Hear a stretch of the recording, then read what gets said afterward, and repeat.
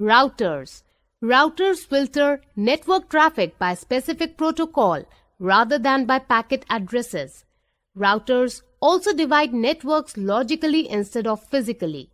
An IP router can divide a network into various subnets so that only traffic destined for particular IP addresses can be passed between segments.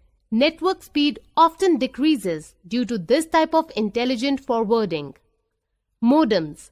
A modem, short for modulator or demodulator, is a device that converts the digital signals generated by a computer into analog signals that can travel over conventional phone lines. The modem at the receiving end converts the signal back into a format that the computer can understand.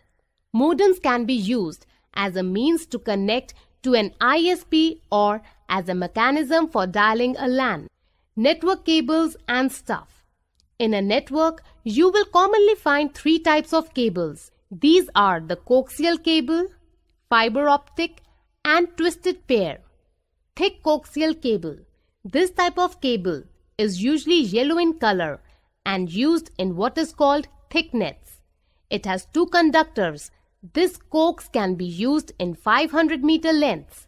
The cable itself is made up of a solid center wire with a braided metal shield and plastic sheathing protecting the rest of the wire. Thin coaxial cable. The thin coaxial version is used in thinnets. This type of cable is also called or referred to as RG58. This cable is really just a cheaper version of the thick cable.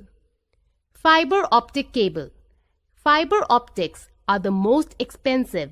These cables are smaller and can carry a vast amount of information fast and over long distances. Twisted pair cables.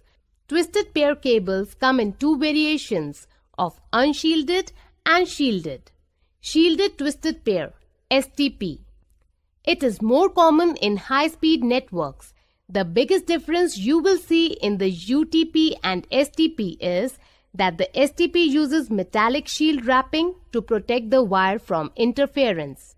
Unshielded twisted pair, UTP. This is the most popular form of cable in the network and the cheapest form that is available. The UTP has 4 pairs of wires inside plastic sheathing. The biggest reason that these are called twisted pair is to protect the wires from the interference from themselves. Server and workstations. Server.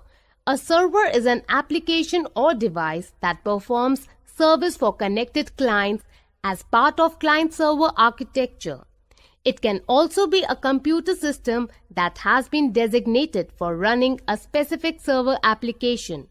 A server can also serve applications to users on an intranet. Workstation.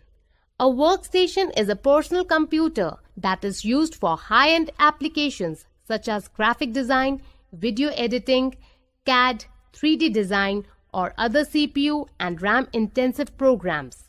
A workstation typically has a top-of-the-line, fast processor, multiple hard drives, and lot of RAM memory. A workstation may also have special audio, video, or processing cards for special editing work. Differences in functions. Servers keep files such as HTML, images, video, and applications available online for the client computer to access. They also allow many computers how to share applications or an internet connection. The function of a workstation is to complete high-end applications like graphic design, video editing, etc. Types of servers and workstations. A server can be of many types. For example, application server, web server, etc. An application server allows users on a network to share applications. A workstation can be of various types, depending on its functions. Some examples are sound workstation, video workstation, and the likes. A sound workstation may also be integrated with audio cards, synthesizers, and microphones to form a studio, or with digital video connections and hard disk arrays for video editing. A video workstation is used for nonlinear digital editing of video. GUI for workstation versus servers. Workstations have the highest quality graphical user interface with efficient video and audio qualities, as they mostly do work related to video or audio editing. On the other hand, a server lacks a GUI and other elaborate audio or video interfaces.